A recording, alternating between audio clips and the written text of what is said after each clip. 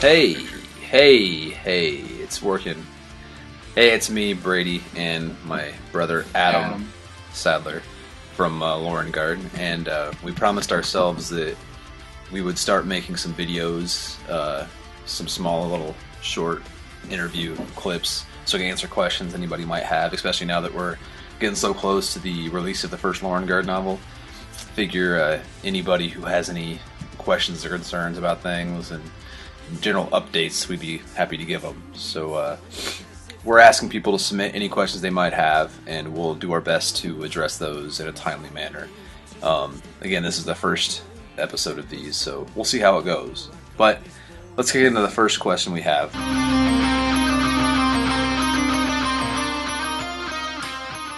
Adam, want to answer that one for Brian Dove? Brian, whenever you can book us a show there and find, basically book us a show and we'll come play. The simple answer to any question is, Lorenguard, when are you coming to X town? Usually the answer is whenever you can bring us to X town, because we'd love to play, and we do have some stuff planned, but unfortunately we are an unsigned band scattered across the country whose members all have full-time jobs. With full-time jobs. Well, some of the guys have full-time jobs. Adam and I design games for a living, which I don't think constitutes as actual work. So it proves difficult to arrange shows and everything, but we are doing our best to hopefully start playing live soon.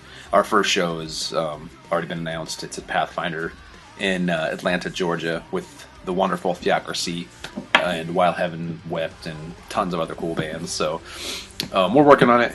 But once you figure out how to bring us to SoCal, let us know. July 7th. July 7th is Pathfinder. Thank you. But yeah, Brian, get us to SoCal and we'll play for you all night long. Next up is Michael Johnson, who's been a very loyal fan. Seen him on our site a lot. Any thoughts? First guy to post a picture. Yeah, I think it was. Yeah, with the Middle Earth poster. Very cool. You'll be in the novel.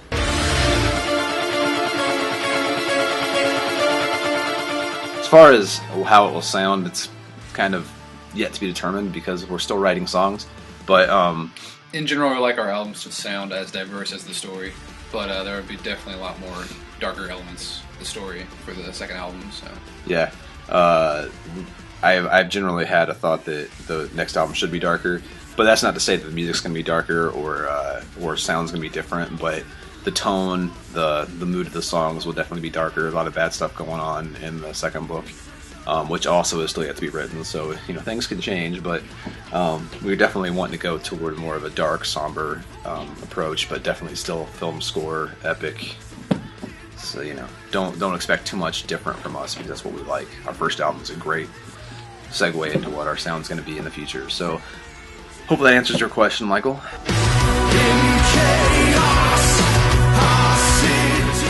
Daniel Millard, who is a fantastic gentleman who runs Blackwind Metal, power metal blog that reviews all kinds of awesome metal.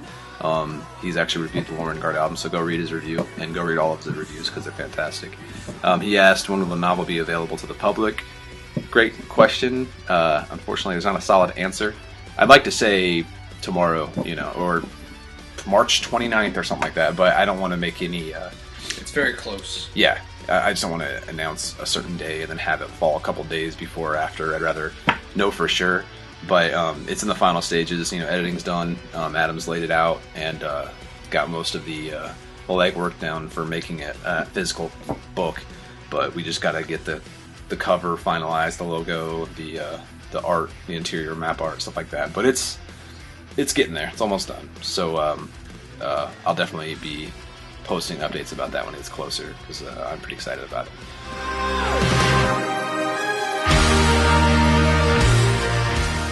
Justin Lucas is a dickhead because he is a twin and he thinks he's clever, but the answer is yes.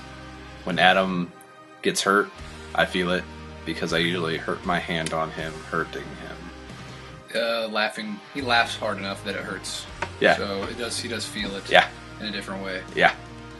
So thank you, Justin, for posting probing for question. wasting our time. Yeah, that was a wonderful 30 seconds we'll never get back. So I miss you, Justin. yeah, love you. Miss your twin brother.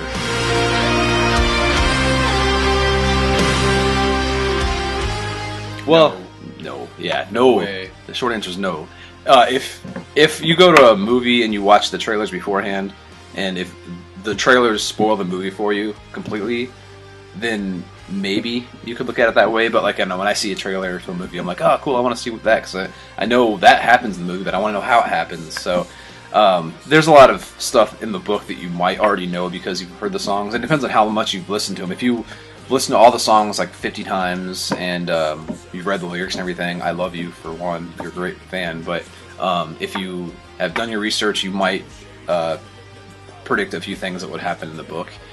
But we kind of structured it in a way that we're hoping you can divorce the two. You know, you can have the experience on the music side, and then also go and read further into the story and get more of a sense of what everything was about.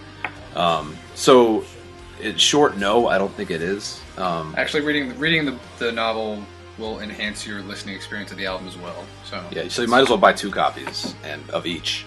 And that'll enhance. So you can listen to the album again after you read the book, and then read the book again after that. But have fresh copies of each because it's a whole different experience when it's the first copy. So, but yeah, it's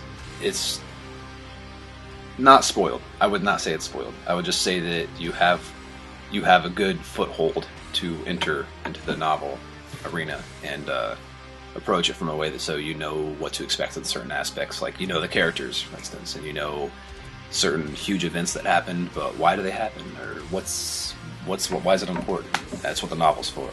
So yeah, hopefully, I'd like to hear your feedback. So once you read the book when it's out, and let us know how you felt going in. If you felt like certain things were spoiled for you, because it'd be great feedback for the next book. The next book and album, we might take that into account, so we know what people look for and what spoils things.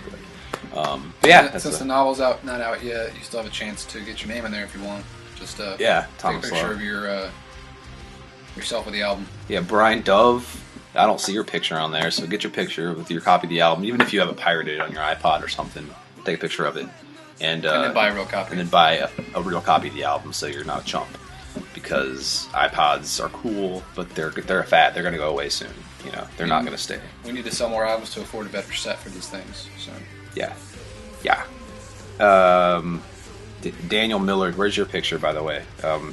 I would put you in the book because you're a cool dude, but let's get a photo up here. The attic. It can be a photo of the back of your head, sunglasses on or something, whatever you want.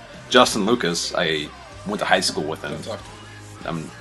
Let's just ignore that. Let's not even talk about him. Thomas Love, we've already covered you. So, yeah, I expected to have more question than that, so hope you guys step it up a notch. And for the next episode, if you want to make this a little more engaging, post some more interesting questions. Not that your guys' were interesting, your guys were great. Especially Justin's. So, yeah, see you guys next time on the LorenCorner. I just made that up.